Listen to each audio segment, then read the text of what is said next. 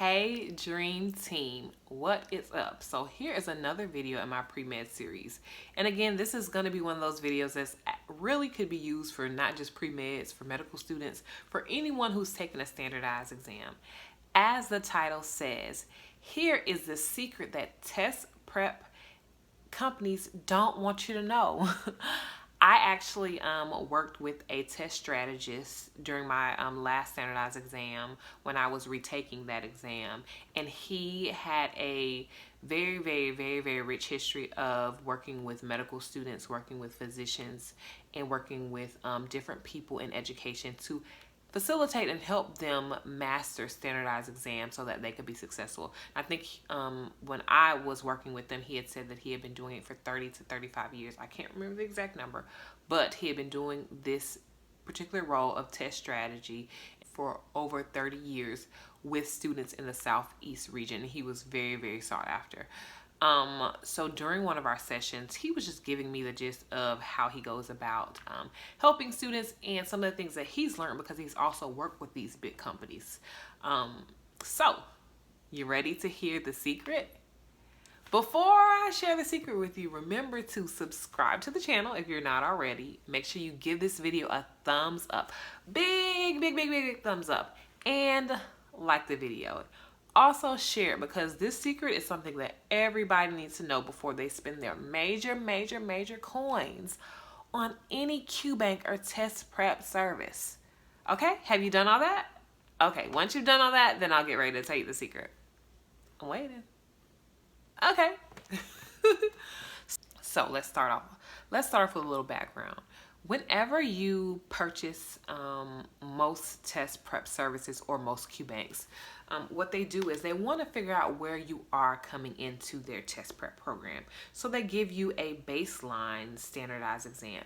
It's generally never the full length of what your exam will be. It may be half of the questions or a simulation of the type of test that you take. But it's supposed to put you in the mindset of this is the exam, either the MCAT or the MBMEs or your step board exams. And it gives you an idea of the type of questions that may be on the exam. So when you take this test, you're going to receive a score. And this score tells you where you are going into their test prep program. And generally, this score is supposed to be something that you will improve upon by using their particular product. Some programs even guarantee that when you take the actual exam that you're registered for, whatever your score is on that exam, it's going to be way better than your final score with them, because they guarantee that their program is going to give you the skills that you need in order to be successful on the exam. But here's how test prep companies get you. So again, you take that entrance exam that gives you your baseline, and sometimes when you see that score after your baseline, you're like, ooh, I don't really know much, oh my god.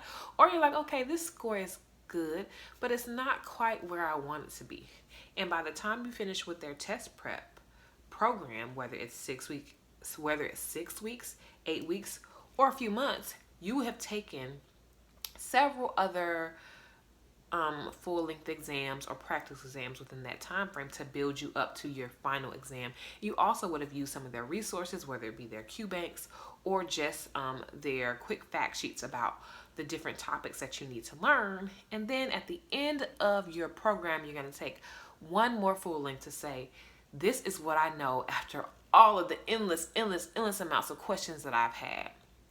And generally, you'll take that and you'll see an improvement. And you're like, oh my god, I really learned so much. So here is the big trick. Are you guys ready?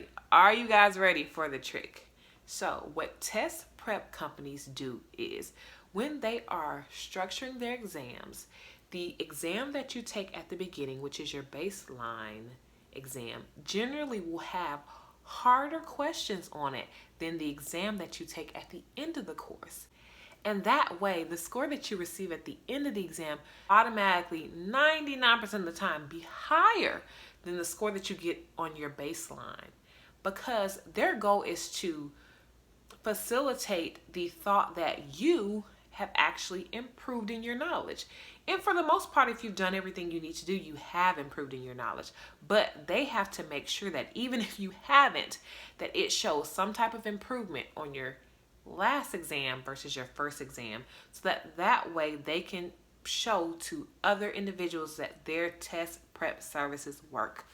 In actuality, the questions that they structured on the last exam, again, were easier in a sense as far as the content compared to the first questions. And what they do is they use different algorithms to see how students fare on certain questions. Harder questions are placed on different exams. I tell you this not to discourage you from doing an actual test prep course, but I don't want you to be discouraged when you take your first full length and it's not the score you want and you feel like, oh my God, I have a huge hurdle to overcome.